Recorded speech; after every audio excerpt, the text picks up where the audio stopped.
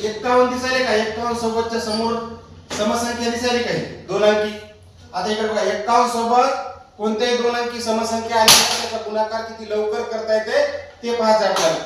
पण संख्या कोणती पाहिजे? ती 51 पाहिजे ती. आलं का ध्यानात? आणि त्याच्या समोरची संख्या काय पाहिजे? ती सम पाहिजे ती. विषम संख्येला जमत नाही. इकडे बघा आता काय दिले? 51 गुणिले 86 दिले का नाही? तर मग काय करायचं? पहिले हे 86 ला 86 लिहून टाकायचे. लिहिले 86. 86 चे निम्म 43. 86 चे निम्म किती होतात? 43 होतात ना. मग जा या संख्येचा गुणाकार झाला. किती लवकर आला? आलं ध्यानामध्ये? तसंच दुसरी संख्या पहा. 51 गुणिले 90 आहे का नाही? मग काय करायचं? 90 ला 90 द्यायची. आलं ध्यानामध्ये? 90 चे निम्म अर्धे किती होत असतात? 45 होतात का?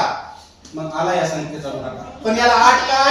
51 सोबतची संख्या सम पाहिजे ती. विषम संख्येला हे येईल का? नाही येणार. मग आता कळालं मग इथे काय होतं? 51 गुणिले 86. मग पहिले काय केलं आपण? 86 ला 86 लिहिलं. 86 चे निम्म किती? 43. झाला त्या संख्येचा गुणाकार. 51 गुणिले 90. पहिले 90 ला 90 दिले. 90 चे निम्मे अर्धे किती होतात? 45 होतात. मग उत्तर किती आलं? 4590. बरोबर? चल मग आता इकडले करून दाखव. चला श्रेया करा करून दाखवा. 60 ला 60 लिहायचे. शाबास. 60 चे निम्मे करायचे. किती 30 होतात? 30 होतात. बरोबर. उत्तर आलं. आलं का उत्तर? चला बघूया. 68 ला 68 लिहायचे. 68 ला 68 लिहायचे. बरोबर. आणि 68 चे निम्मे लिहायचे. 68 चे निम्मे किती होत असतात?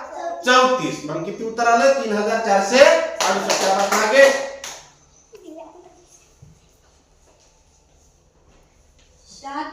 76 ला 76 लिहिले. आणि 76 चे निम्मे 38. 38. आला का गुणाकार? आला ना. चला चंद्रसेना.